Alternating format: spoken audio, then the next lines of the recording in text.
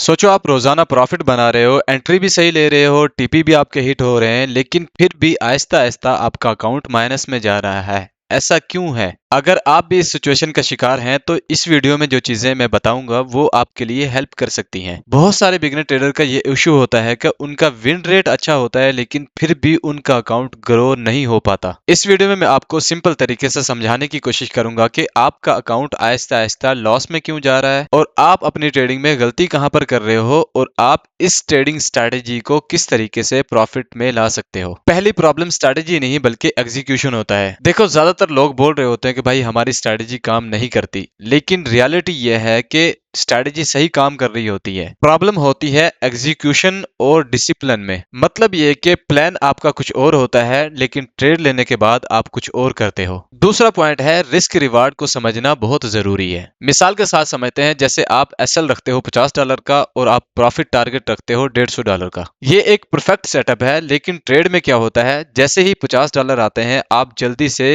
Execute कर देते हो, यानी कि उसे बुक कर लेते हो। लेकिन जब आपका लॉस हो रहा होता है तो आप पूरे $50 तक उसे होल्ड करते हो। ट्रेड लेने से पहले जो आपने प्लान बनाया था उस पर आप नहीं चल रहे।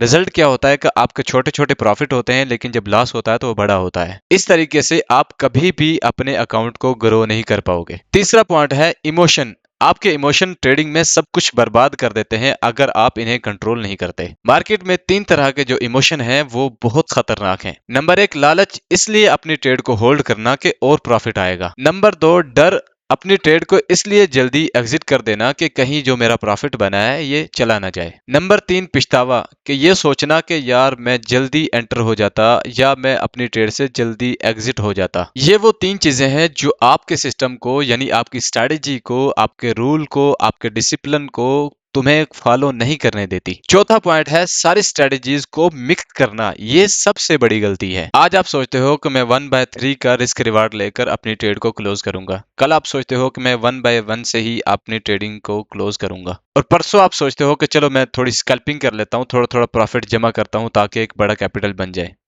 ये क्या हुआ? ये ना आप स्कैल्पर रहे ना ही आप स्विंग ट्रेडर रहे। इस तरह की ट्रेडिंग स्ट्रेटजीज को अप्लाई करने से आप एक क्लियर माइंडसेट वाले ट्रेडर नहीं बनोगे बल्कि एक कंफ्यूज ट्रेडर बनोगे। हमेशा अपनी जो स्ट्रेटजीज होंगी, जो रूल होंगे, उन पर आप कंफ्यूज रहोगे, और जब आप कंफ्यूज रहोगे तो आपके लिए ये फैसला करना कि क्या सही है क्या गलत है बहुत मुश्किल होता है। पांचवा पॉइंट है कंसिस्टेंसी के साथ ट्रेडिंग में जुड़े रहना। मार्केट में पैसा कौन कमाता है?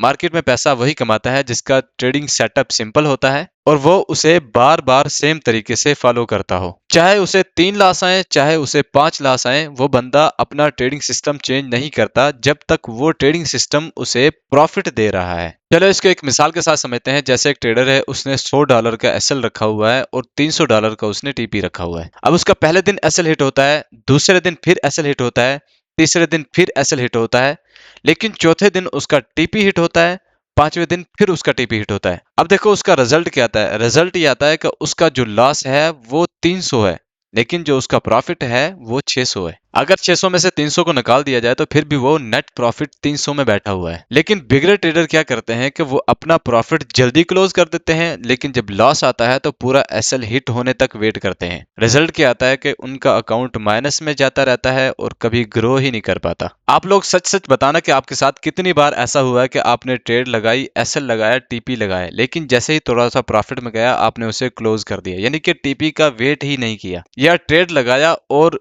माइनस में जाना स्टार्ट हुआ तो आपने एंड तक, यानी कि जो एसएल लगा हुआ था वहां तक उसे वेट किया, या एसएल ही नहीं लगाया बल्कि उसे वैसे ही होल्ड करते रहे। अगर आप इन दोनों गलतियों को या इसके अलावा कोई और गलती कर रहे हो तो आपने कमेंट में जरूर बताना है, ताकि मैं आपको उसका हल बता सकूं और आप उससे जान छुड़ा सके। यहाँ पर मैं आपको कुछ सिंपल और पावरफुल सोल्यूशन बता देता हूं ताकि उन्हें फॉलो करके आप अपनी ट्रेडिंग जर्नी को बेहतर कर सको। नंबर 1, एक ही रिस्क रिवार्ड रेशो आपने सिलेक्ट करनी है।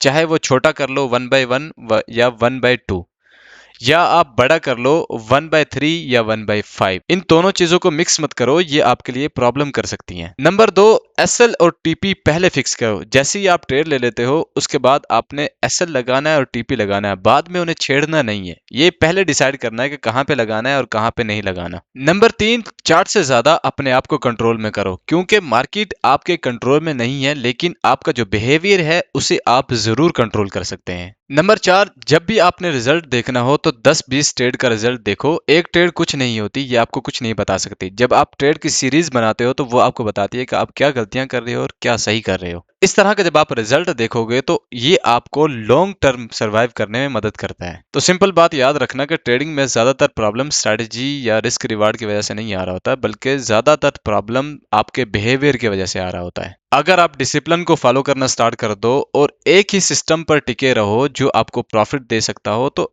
आहिस्ता आहिस्ता आप प्रॉफिटेबल हो जाओगे। अगर आपको ये वीडियो अच्छा लगा हो तो प्लीज लाइक जरूर कीजिएगा, अपने दोस्तों के साथ शेयर कीजिएगा और कमेंट में अपनी गलती या राय का इजहार जरूर कीजिएगा।